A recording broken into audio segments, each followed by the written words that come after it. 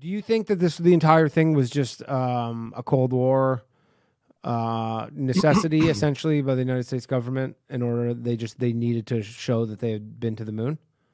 I think that's the impression they wanted to give, but that's not what they were worth. That's not what was going on behind the scenes. I'm I'm convinced of that now.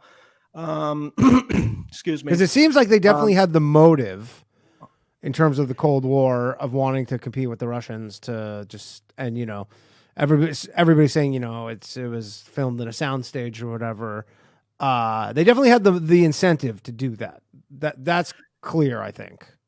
yeah, I mean that's one level. I mean, there are Yeah. many levels to this, and that's kind of like, and I'm basically not putting people down because I thought that myself too. But that's basically a two-dimensional approach to it.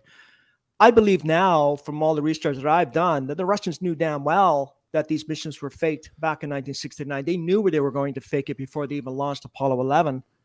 And I believe that there is some evidence, I actually more than circumstantial evidence, that the Russians not only knew about this, but that the Americans and the Russians were working very closely together on it.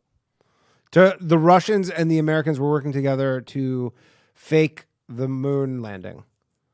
Not so much to fake the moon landing. The Russians knew about it. So Okay. the Russians got in on this, and they knew what was going on. I mean, these are not stupid people. They have some Right. very brilliant scientists, and they were further ahead in their manned space program. In every category you look at in the 1960s, from all their manned launches, they were the first to put an astronaut in orbit, a full orbit. I mean, a full low Earth orbit. They were the Yeah. first to put two astronauts in orbit. They were the first to put a woman in orbit. They were the first to put three astronauts in orbit, and they were the first to actually have two spaceships in orbit and rendezvous and dock. I mean, they were first in everything they did. They were number one.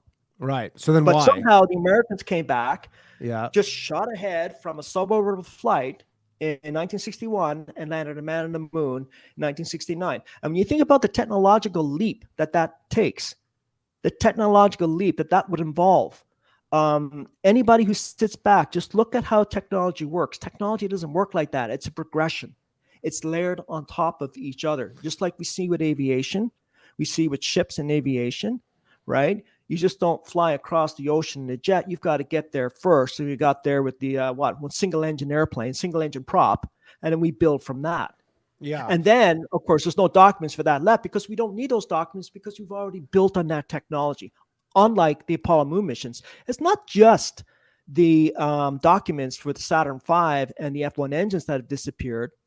Grumman, who made the corporation, who made Lunar Module, and United American, who made the if I got that correctly, the corporation might have that wrong, but nonetheless, the corporations that made the manufactured these spacecraft have basically destroyed their own schematics.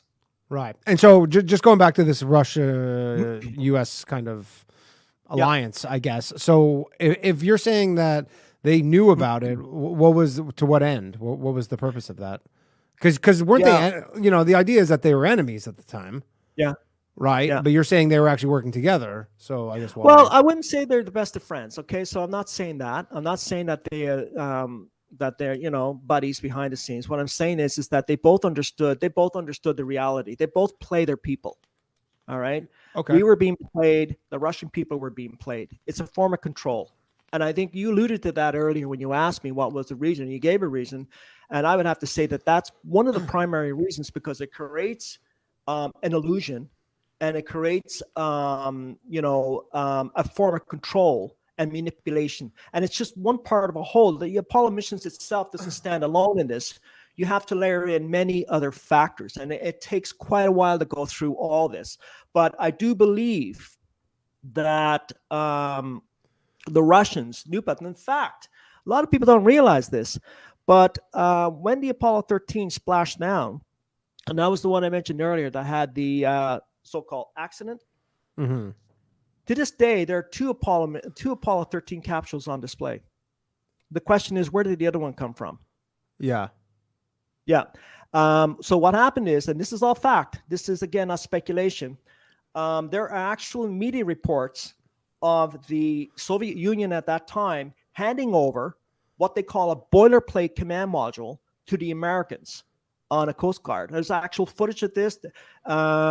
USA Stripes, that military magazine, was posting articles about this.